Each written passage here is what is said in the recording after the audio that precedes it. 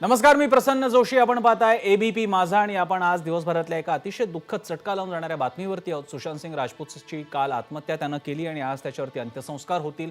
एक व्यक्ती उभी होते व्यक्ती आणि एका लहान गावातून आलेली व्यक्ती बॉलिवूडमध्ये येते, स्वतःचं स्थान बनवते. मात्र 34व्या वर्षी हे काय वय आहे का जाण्याचं, मात्र आपलं जीवनच संपवते आणि त्याच्या कारणांमागचा आपण शोध घेण्याचा प्रयत्न करणार आहोत. कारण ही गोष्ट फक्त सुशांतची नाहीये, ही या काळाची, या पिढीची गोष्ट आहे आणि त्यामुळे सुशांतच्या कथा, सुशांतचं म्हणणं, सुशांतचं कृत्य सुद्धा आपल्या सगळ्यांना भेटून जातं. याबद्दल बोलण्यासाठी आपल्यासोबत मान्यवर असतील, पण त्यापूर्वी या विषयाला वाचा फोडली सुशांतच्या जाण्यानंतर ती काही बॉलिवूड सेलिब्रिटीजनी जे पुढे आलेले आहेत आणि त्यांनी बॉलिवूडच्या काळ्या अंधकारमय अशा या बाजूवरती बोट ठेवलेलं आहे. कंगना रानौतने पहिल्यांदा याबद्दल आवाज उठवलाय. काय म्हणते कंगना, पाहूया. सुशांत सिंह राजपूत की मौत ने हम सबको झंझोड़ के रख दिया है, मगर कुछ लोग जो इस चीज़ में माहिर हैं कि कैसे एक पैरेलल नैरेटिव चलाना है, वो इस तरह से चला रहे हैं कि हाँ, जिनका दिमाग कमज़ोर होता है वो ये डिप्रेशन में आते हैं और सुसाइड वगैरह कमिट करते हैं. जो बंदे ने स्टैनफोर्ड की स्कॉलरशिप, वो रैंक होल्डर है in his entrance for engineering, उसका दिमाग कमज़ोर कैसे हो सकता है? अगर आप देखें उनके कुछ लास्ट पोस्ट, वो क्लियरली कह रहे हैं कि लोगों को बैक कर रहे हैं कि प्लीज़ मेरी फिल्में देखो, मेरा कोई गॉड फादर नहीं है, मुझे निकाल दिया जाएगा इस इंडस्ट्री से. अपने इंटरव्यू में वो जाहिर कर रहे हैं कि मुझे क्यों नहीं ये इंडस्ट्री अपनाती है, I feel like a left over. तो क्या इसमें इस हादसे की कोई बुनियाद नहीं है? किस तरह से अगर किसी और स्टार किड ने इस तरह से 6-7 के साल के स्पैन में काय पोचे जैसे उनको कोई डेब्यू की कोई एक्नॉलेजमेंट, कोई अवार्ड नहीं मिला, या केदारनाथ या धोनी या छिछोरे जैसी फिल्म, एक गली बॉय जैसी एक वाहियात फिल्म को सारे अवार्ड मिलते. Chhichhore is the best film and the best director, उनकी फिल्म को कोई एक्नॉलेजमेंट नहीं. हमें आपसे कुछ नहीं चाहिए, हमें आपकी फिल्में नहीं चाहिए, लेकिन जो हम खुद करते हैं आप हमारे एक्नॉलेजमेंट क्यों नहीं हमें देते हैं? मुझे इनकी फिल्में, मैं जो खुद फिल्में डायरेक्ट करती हूँ, उनको सुपरहिट फिल्मों को ये फ्लॉप घोषित करते हैं. मुझ पे 6 केसेस क्यों डाले गए, क्यों मुझे जेल में डालने की कोशिश की गई? और मुझे इनके जो चमचे जर्नलिस्ट हैं, वो सुशांत जैसे लोगों पे जो ब्लाइंड आइटम्स लिखते हैं कि वो साइकोटिक है, न्यूरोटिक है, एडिक्ट है. संजय दत्त की एडिक्शन तो आपको बहुत क्यूट लगती है. वो लोग मुझे मैसेज करते हैं कि तुम्हारा बहुत डिफिकल्ट टाइम है, तुम ऐसा वैसा स्टेप मत उठा लेना. ऐसा क्यों कहते हैं मुझे? ये क्यों मेरे दिमाग में डालना चाहते हैं कि आप सुसाइड कर लीजिए? तो ये सुसाइड थी कि ये प्लान मर्डर था? लेकिन सुशांत की गलती यही है कि वो उनकी बात मान गया. उन्होंने कहा तुम वर्थलेस हो, वो मान गया. उसने ही didn't remember what his mother told him. उन्होंने कहा कि तुम्हारा कुछ नहीं होगा, वो मान गया. वो चाहते ही ये है कि वो इतिहास लिखे और ये लिखे कि सुशांत कमजोर दिमाग का था. वो ये नहीं बताएंगे कि क्या सच्चाई क्या है. तो हमें ये डिसाइड करना है कि who will write the history. We will decide that. दुसरीकडे बॉलिवूड अभिनेता रणवीर शोरीनंही ट्विटद्वारे नाव न घेता बॉलिवूडमधल्या काही लोकांवर प्रवृत्तीवर निशाणा साधला. रणवीर म्हणतो, एखाद्या व्यक्तीनं स्वतःहून केलेल्या कृतीबाबत दुसऱ्याला जबाबदार धरता येणार नाही. तो एक असा खेळ खेळत होता जिथे तो सर्व जिंकतो किंवा हरतो. बॉलिवूडची स्वसंरक्षक समाजामध्ये समजतात, त्यांच्याबद्दल मात्र आता बोललं गेलं पाहिजे. त्यांच्या दुट्टप्पीपणावर बोट ठेवलं पाहिजे. शून्य जबाबदारीशिवाय त्यांच्याकडे जी अमर्यादित शक्ती आहे त्याबद्दल बोललं पाहिजे.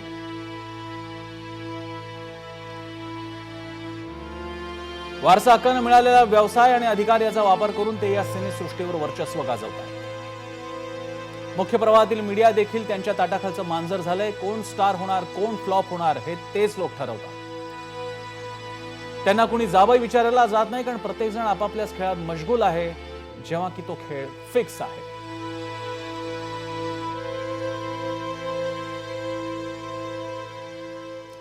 आणि अशाच काही प्रतिक्रिया येत आहेत. याशिवाय मुकेश भट्ट यांनी सुद्धा म्हटले की काही काळापूर्वी आम्हाला अशाच प्रकारे सुशांत सिंग मध्ये काही सिम्पटम जाणवले होते आणि आम्ही चिंताग्रस्त होतो. शेखर कपूर यांनी म्हटलेले, ट्विटद्वारे म्हटलेले की मला कल्पना आहे की ही वेळ त्याच्यावरती कोणी आणली आहे, मात्र त्यांचं कर्म त्यांना भोगावं लागणार, ही सुशांतची चूक नाहीये.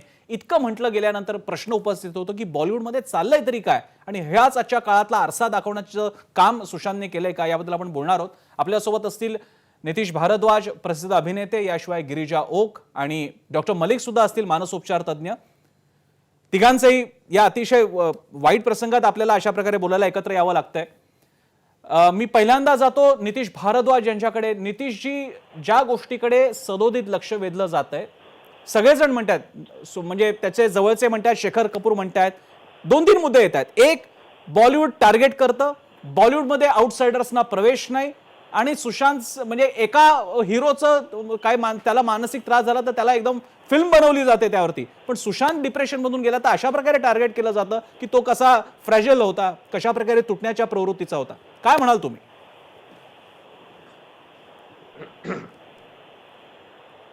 आपण फक्त बॉलिवूड बद्दलच का बोलतोय? हो.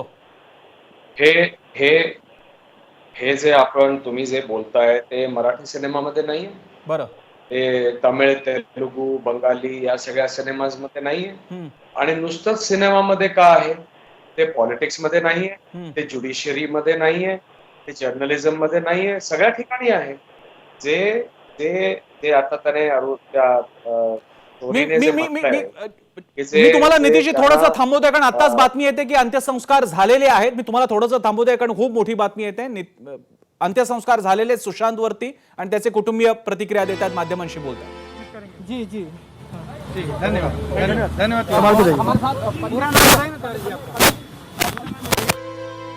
सुशांत सिंह राजपूतच्या पार्थिवावर अंत्यसंस्कार झालेले आहेत. सुशांत आता फक्त सगळ्यांच्या स्मृतीमध्ये असणार आहे. त्याचे उत्तमोत्तम चित्रपट, त्याने निभावलेल्या उत्तमोत्तम भूमिका आणि त्याचं आयुष्य जे सगळ्यांसाठी आदर्श असतं, त्या लोकांसाठी, त्या तरुणाईसाठी की जे गावातून आलेले आहेत, साध्या छोट्या कुटुंबियांमधून आलेले आहेत आणि ज्यांनी स्वप्न बघितलेलं आहे ताऱ्यांचं, त्यांच्यासाठीचा आयुष्याचा धडा सुशांत मागे ठेवून गेलेला आहे. सुशांतचा मृत्यू, त्याची आत्महत्या या गोष्टी लक्षात ठेवण्यापेक्षा त्याचा स्ट्रगल, त्याचे कष्ट आणि त्याने मिळवलेलं स्थान आपण सगळे लक्षात ठेवूयात. जर का त्याच्याप्रती काही आदरांजली व्यक्त करायचीच असेल तर त्याचा लढा लक्षात ठेवणं ही बहुधा त्याला दिलेली सगळ्यात चांगली आदरांजली ठरेल. विलेपार्ले स्मशानभूमीत त्याच्यावरती अंत्यसंस्कार झालेले आहेत आणि वडिलांनी मुखाग्नी दिला. अशा परिस्थितीमध्ये सुद्धा शोलेमधला तोच संवाद आठवतो, ए.के. हनगल यांच्या तोंडी असलेला, की एखाद्या बापाच्या खांद्यावरचं सगळ्यात मोठं ओझं म्हणजे स्वतःच्याच मुलाचं पार्थिव त्याला वाहावं लागणं. आणि असे संवाद किती प्रत्येकारी ठरू शकतात हे आपल्याला सुशांतच्या वडिलांवरती आलेल्या अतिशय प्रचंड दुःखद, वाईट, मनाला भिडणाऱ्या प्रसंगामुळे समोर येतं. आपण पुन्हा एकदा चर्चेकडे येऊयात. मला माफ करा नितीशजी, मला तुम्हाला थांबावं लागलं, पण हे अपडेट देणं भाग होतं. तुम्ही प्लीज तुमचा मुद्दा पूर्ण करा. मला हे म्हणायचं की हे या जगामध्ये सगळ्या क्षेत्रांमध्ये हे नेपोटिझम आपण ज्याला म्हणतो ते दिसत असतं. फक्त पण त्याच्याने होतं काय, आता तुम्ही जर हे बघितलं की शाहरुख हा आउटसाइडर होता, अक्षय कुमार आउटसाइडर होता, पण ह्यांनी येऊन आपलं एक स्थान काबीज केलंय ना या इंडस्ट्रीमध्ये. हो. मराठी इंडस्ट्रीमध्ये सुद्धा जेवढे आले हे सगळे आउटसाइडरच आहेत. मी सुद्धा आउटसाइडर होतो. अजिंक्य जर सोडला, ज्याला एक फॅमिलीचा वारसा होता, स्वप्नील जोशी आउटसाइडर आहे. कोण आउटसाइडर नाही? सचिन खेडेकर आउटसाइडर आहे. त्यामुळे आणि त्याच्याच विरुद्ध तुम्ही जर पाहिलं, मोठ्या मोठ्या हिरोजच्या आणि मोठ्या मोठ्या ज्याला आपण स्टुडिओज म्हणतो, प्रोड्युसर्स, त्यांची मुलं सुद्धा जेव्हा फिल्म मध्ये त्यांना एवढं होऊ शकतं की त्यांना एक पटकन ब्रेक मिळू शकतो. हो. त्यांना ते स्ट्रगल करावं लागत, पण त्यांच्यामध्ये जर दम नसेल तर ते पुढे टिकत नाही. 1, 2, 3 फिल्म मध्ये आता एका मोठ्या हिरोचा मुलगा हिरो म्हणून आला होता, एका फिल्म मध्ये तो गेला. त्यामुळे शेवटी कुठे ना कुठेतरी हा आणि कंगनाने जे म्हटलं ना की आम्हाला अवॉर्ड्स मिळत नाहीत वगैरे, माझा अवॉर्ड्स कडे बघून आपण फिल्म्स करत नसतो. बरोबर आहे. आपण एक चांगली कलाकृती करायची आणि माझा अवॉर्ड ही माझी जनता आहे. महाभारताच्या वेळेला टेलिव्हिजन साठी अवॉर्ड नव्हते. आजपर्यंत माझ्या कृष्णाच्या रोलसाठी मला एकही अवॉर्ड मिळाला नाही, एकही अवॉर्ड मिळाले, पण जनतेने अवॉर्ड दिलाय. त्यामुळे अवॉर्ड आणि नुसतं कंप्लेंट करून काही होत नाही. आणि मला असं वाटतं जर आपण असे जर आउटसाइडर्स जर आहेत, ते सगळे आउटसाइडर, तर त्या आउटसाइडर्सने एकत्र यायला काय प्रॉब्लेम आहे? शेवटी लोकांना सगळ्यांनाच बघायचं असतं ना. लोकांना सुशांतलाही बघायचं असतं, कंगनालाही बघायचं असतं. मग ह्या आउटसाइडर्सने एकत्र येऊन फिल्म्स करायला काय हरकत आहे ना. त्यामुळे कंप्लेंट करून होत नाही. नितीशजी, तुमचं म्हणणं बरोबर आहे, तुमचं म्हणणं बरोबर आहे, पण हे म्हणजे असं झालं, तुमचं म्हणणं अतिशय चांगलं आहे आणि मी व्यक्तिगत तुम्हाला सपोर्ट करेन या मुद्द्यासाठी, पण हे म्हणणं असं झालं की एखाद्या कारखान्याच्या मालकाला चालवता येत नसेल तर कामगारांनी एकत्र येऊन कारखाना चालवा, हे म्हणणं आयडियल आहे, पण शेवटी त्याचे प्रेशर्स वेगळे आहेत. आउटसाइडर्स नेऊन स्वतःची आम्ही आमची पॅरलल रंगभूमी बनवतो, आम्ही आमचं पॅरलल थिएटर बनवतो, त्याचाही स्ट्रगल आहे, त्याच्यातले सुद्धा सक्सेस स्टोरीज आहेत. पण ग्रँड गोष्टीसाठी त्या चित्रपटाचं जे काही कोट्यवधींचं बजेट आहे ते पाहता तुम्हाला हाऊसेस लागतात, फिल्म हाऊसेस लागतात. मी गिरिजाकडे जातो हा मुद्दा घेऊन. गिरिजा, ज्या गोष्टीकडे आज सुशांत सिंग गेल्यानंतर शेखर कपूर बोट ठेवतात, कंगना राणावत बोट ठेवतात, आणखी सुद्धा आम्ही आता रणबीर यांच्या प्रतिक्रिया दाखवल्या, की कोण माणसं आहेत ही सगळ्यांना माहिती आहे, यांच्या फॅमिलीज माहिती आहेत, याच गोष्टी खेळ खेळतायत, पण याला खेळ खेळावा असं कसं म्हणावं, हा खेळ तर फिक्स आहे, अशी प्रतिक्रिया आहे. तुमचे आज संबंध असतात सगळ्या सेलिब्रिटींशी, तुमचं इम्प्रेशन काय आहे या इंडस्ट्रीकडे?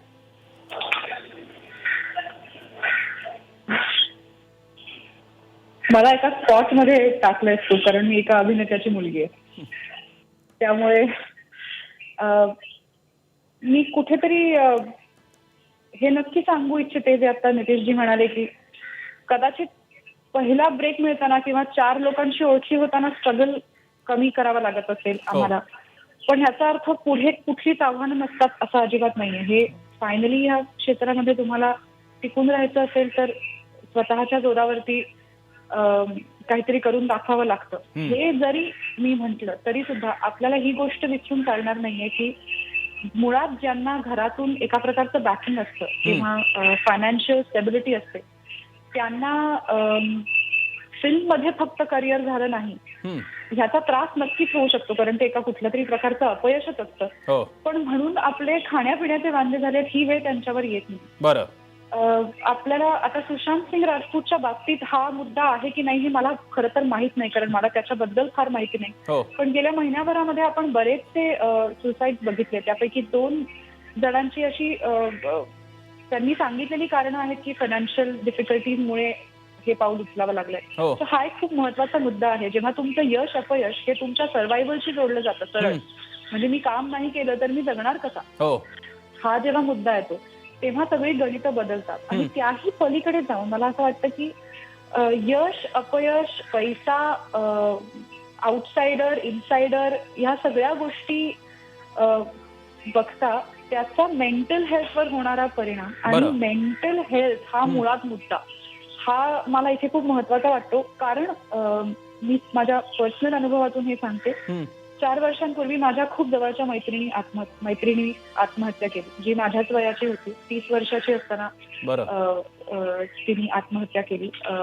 आणि मला इतकी जवळची मैत्रीण असून मला काहीच कल्पना नव्हती तिच्या आयुष्यात काय चाललं किंवा तिने असं का पाऊल उचललं. आणि असं बोट ठेवावं तर काहीच चुकीचं नव्हतं. ना पैशांचा प्रॉब्लेम होता, ना अपयश होतं.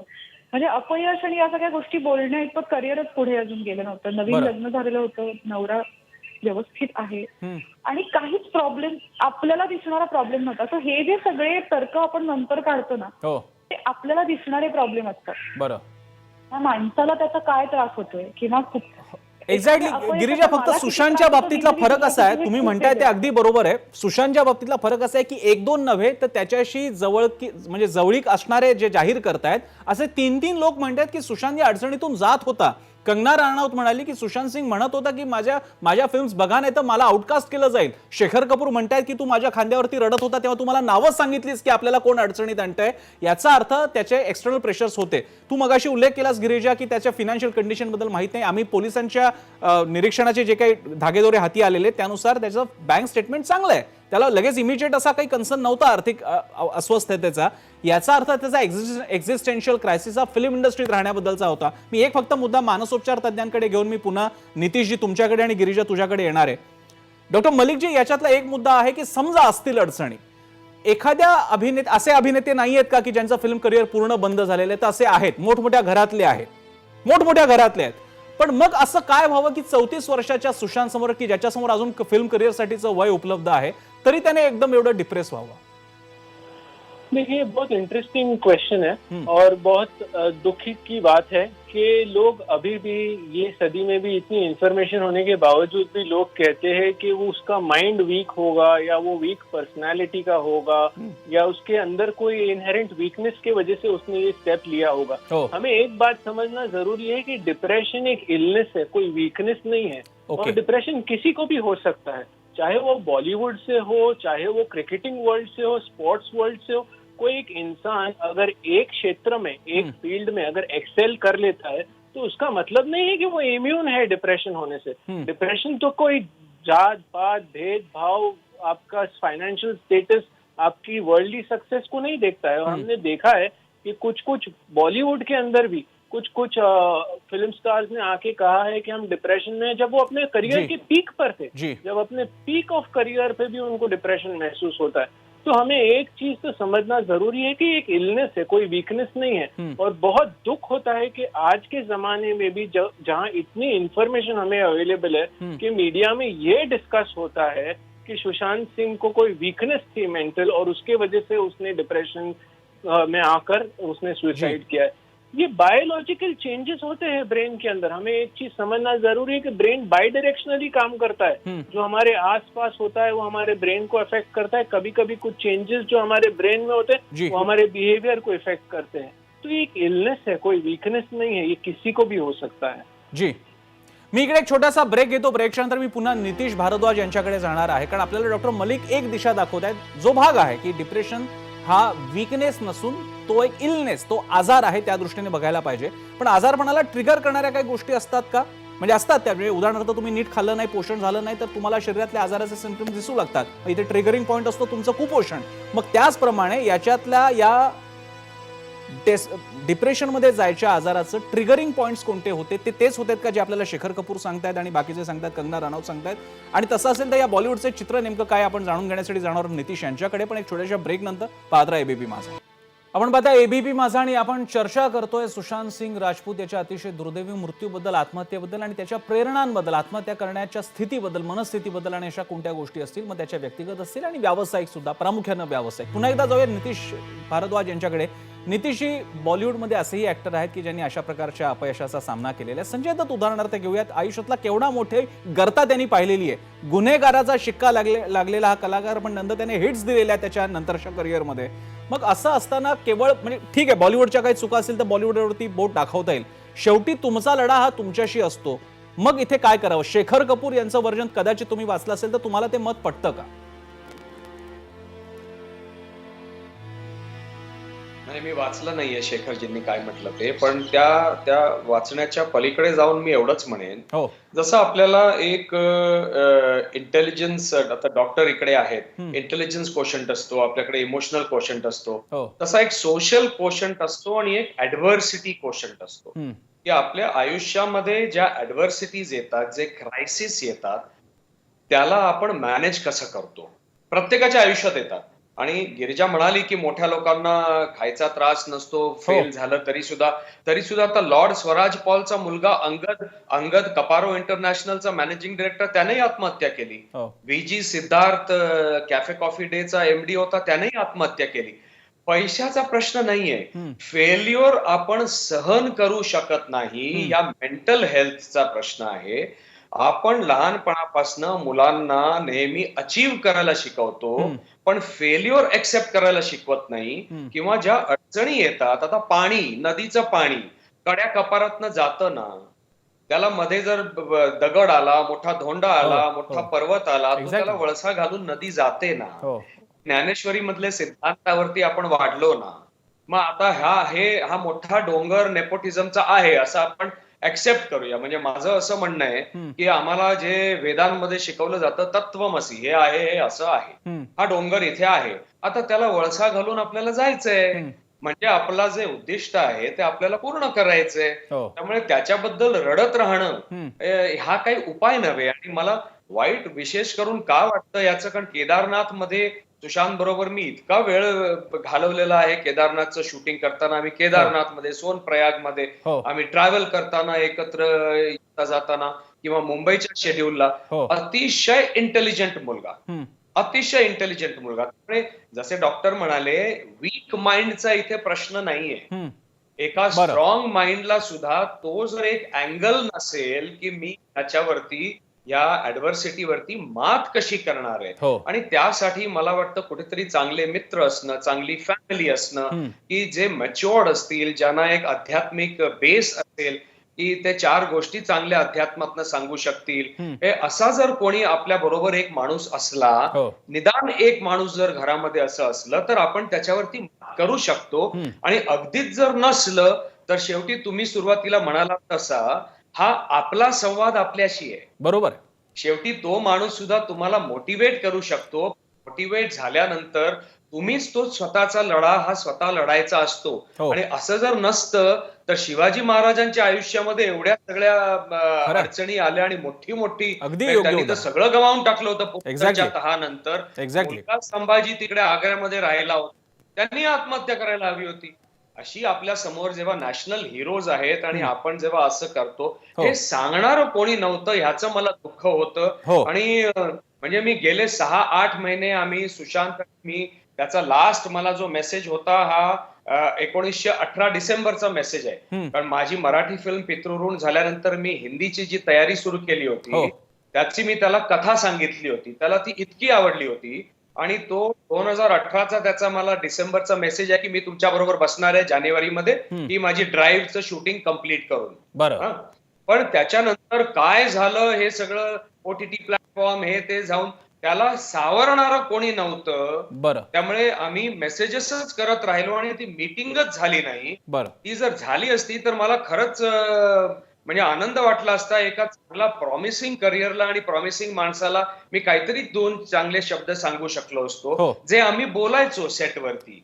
त्यामुळे प्रश्न हा इथे नुसता नेपोटिझमचा नाहीये. आपण आपल्या ऍडव्हर्सिटीजवर मात कशी करू शकतो, आपण आपल्या अध्यात्मातनं प्रेरणा घेऊन नॅशनल हिरोज मधनं याच्यावरती कसं आपण उठू शकतो, हा प्रश्न इथे आहे. मला डॉक्टरांना हा मुद्दा थोडा घेऊन पुढे जायचंय. डॉक्टर मलिक, आम्हाला प्लीज सांगा की जसं तुम्ही सांगितलं की डिप्रेशन हा इलनेस आहे, तो वीकनेस नाहीये. आपल्या आजूबाजूला अशी कोणी व्यक्ती डिप्रेस असतील आणि ते म्हणजे जसं कोरोनाच्या बाबतीत असिम्प्टोमॅटिक पण असतील, तसे असिम्प्टोमॅटिक डिप्रेशन पेशंट्सना कसं ओळखायचं?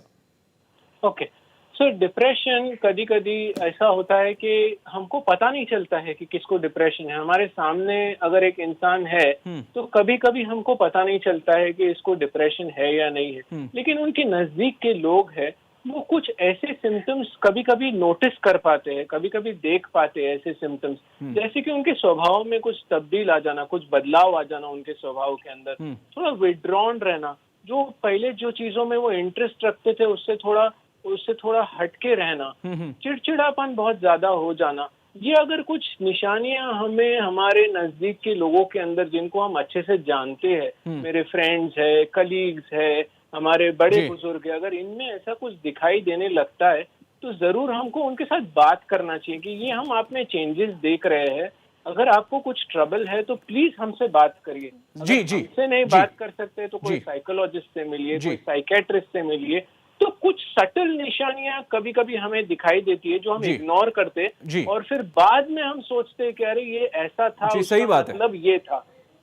एक्झॅक्टली. आणि या गोष्टींकडे आपण लक्ष दिलं पाहिजे. डॉक्टर मलिकजी, तुम्ही अतिशय महत्वाची गोष्ट सांगितली. आपण कसे वागतोय यासाठी आपल्याबरोबर कोणीतरी असावं आणि ते कसे वागतात यासाठी आपण त्यांच्या सोबत असावं. तुमच्या कुटुंबीय, तुमच्या फ्रेंड सर्कल आणि तुमच्या जवळच्या लोकांना नेहमी धरून राहा, तो त्यातला मुद्दा आहे. मी गिरिजाकडे एक मुद्दा घेऊन जातो, त्यानंतर शेवटचा प्रश्न ठरेल. गिरिजा, मला 2 प्रश्न कंबाईन करून विचारायचे आहेत. एक, हे जे काही चित्र आपण बघतोय हे फक्त बॉलिवूड पुरताच आहे, कारण गेल्या काही दिवसातल्या घटना बॉलिवूडच्या होत्या. मराठी फिल्म इंडस्ट्रीमध्ये याचे सिम्पटम्स जाणवतायत का, जाणवू लागलेले आहेत का? आणि तू या गोष्टीकडे आता रेट्रोस्पेक्टिव्हली बघताना, स्वतःकडे, इतरांकडे बघत असताना कशा प्रकारे बघतेस आणि काय सांगू पाहिशील तू आपल्या प्रेक्षकांना? पहिली गोष्ट म्हणजे मी सुरुवातीला जो मुद्दा मांडायचा प्रयत्न करत होते तो मुळात हाच होता की एकीकडे अपयश, प्रोफेशनल अपयश हे कारण आहे, एकीकडे मनी कन्स्ट्रेंट हे कारण आहे. ही जी सगळी कारणं आहेत ना, जी मी अंडरलाईन करत होते, त्या कारणांवरनं नाही ठरत माणसाने पुढे कुठलं पाऊल उचललं. खरं तो कुठल्या मनस्थितीत होता आणि त्या मनस्थितीतून त्याला हे पाऊल उचलावंसं वाटलं आणि त्या इतक्या डार्क जागी तो जाऊन पोचला होता की तिथून तो स्वतःला वाचवू शकला नाही. हा मुळात मुद्दा आहे. सो सर्कमस्टन्स ही सेम असली तरी तिचा प्रत्येक माणसावरती इफेक्ट हा वेगळा असतो. अपयशाकडे बघण्याचा माझा दृष्टिकोन आणि तुझा दृष्टिकोन वेगळा आहे प्रसन्न. तू कदाचित एखादी गोष्ट पटकन पचवू शकशील पण मी ती पचवू शकणार नाही. पण ह्याच्याशी वीकनेसचा काही संबंध नसतो. बरं, आपण वेगळी लोक आहोत. सो आधी मला ते क्लॅरिफाय करायचं आहे. दुसरी गोष्ट, मला असं वाटतं की बॉलिवूड मधल्या केसेस आपल्या डोळ्यांसमोर येतात पण ह्याचा अर्थ सुसाईड होत नाहीत का, तर असं नाहीये. त्यांचं प्रमाण खूप वाढलेलं आहे. त्याच्या स्टॅटिस्टिक्स आपल्या सगळ्यांना अगदी सहज सापडू शकतील. इंडियामध्ये आत्महत्येचं प्रमाण खूप आहे. आपल्याला कळतात ती सुसाईड सगळी पब्लिक फिगर्सची किंवा त्यातल्या त्यात प्रकाश झोतात असलेल्या लोकांची कळतात. पण ह्याचा अर्थ बाकीची लोक अशी पावलं उचलत नाहीयेत असं नाही. तर ओव्हरऑल मेंटल हेल्थ अवेअरनेसची खूप गरज आहे. आणि दुसरी गोष्ट मला अशी सांगावीशी वाटते की मराठी इंडस्ट्रीमध्ये माझ्या जवळपासची जी लोक आहेत किंवा माझ्या परिचयातली जी लोक आहेत त्यांच्याबद्दल आता मराठी इंडस्ट्री आणि हिंदी इंडस्ट्रीचा फरक मला माहित नाही असं काही करता येईल की नाही, कारण मी ऑनेस्टली दोन्ही लँग्वेजेस मध्ये काम करते. पण ज्या कुठल्या इंडस्ट्रीमधून माझी जी जवळची लोक आहेत त्यांच्याशी मी खूप जवळून संपर्कात असते. त्यांच्या साध्या फोन उचलून हॅलो म्हणण्याच्या टोन मध्ये सुद्धा फरक जाणवला तरी मला तो फरक जाणवतो. आणि त्याच्याबद्दल बोलण्याची, त्यांचं ऐकून घेण्याची तयारी माझी आणि माझ्या आसपासच्या बऱ्याच लोकांचीही असते. तर मला हे कंपॅरिझन तर नाही करता येणार. पण हा गिरिजा खूप चांगला मुद्दा होता, कारण एक फोन घेता नाही आला. आता अर्थात त्या सुशांतच्या मित्राला आपण काही बोल नाही लावू शकत, पण असं म्हणतात की तो एक फोन घेतला गेला असता तर कदाचित त्या मित्राला कल्पना आली असती आणि कदाचित गोष्टी टळल्या असता. पण या बोलण्याला काही अर्थ नसतो. पण गिरिजा, एक फार महत्त्वाचा मुद्दा तुम्ही मांडलात, तो म्हणजे तुमचा सपोर्ट सिस्टीम तयार करा. तुम्हाला येणारा फोन घ्या. तुम्हाला जर का कोणी कोणाशी बोलावंसं वाटलं तर स्वतः बोला. इतरांचे बोलणं तुम्हाला ऐकून घ्यायचं असेल तर त्या मित्राला, मैत्रिणीला जरूर मदत करा. फार महत्त्वाचे मुद्दे होते. सपोर्ट सिस्टीम, दुसऱ्यांचं ऐकून घेणं आणि अपयशाला सुद्धा पचायला शिकणं. केवळ यश, अचिव्हमेंट्स हे शब्द नसतात. निगेटिव्ह फॉल हे सुद्धा महत्त्वाचे शब्द आहेत आणि त्यांना फेस करता येतं. नितीश यांनी तर खूप छान सांगितलं. डोंगरे त्याला वळसा घालून पुढे जा किंवा त्याला भेदून पुढे जा. या मुद्द्यांसह मी या चर्चेमध्ये इथे थांबतोय. खूप आभार. फार या नाजूक क्षणी या तिघींनी मान्यवरांनी आपल्याला मार्गदर्शन केलं. तिघांचे आभार.